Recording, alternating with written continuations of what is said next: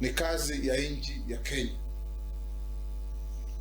You can only be sponsored by your government to go to that job.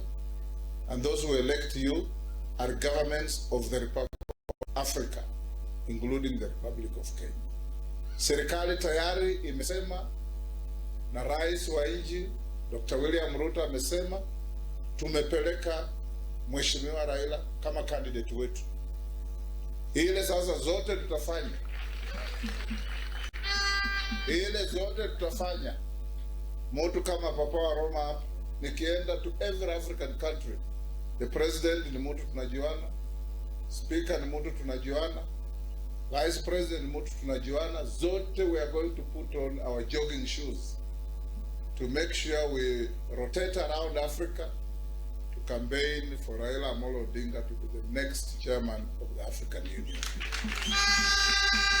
And let's make it very clear, we are not taking Raila to be the African Union chair because we want to exit him from Kenya. We are taking him because he's capable of being the chairman of the African Union. Na yeye mwenyewe amesema amefurahi, anapenda kwenda kufanya hiyo kazi na tutamsaidia aende kufanya hiyo kazi.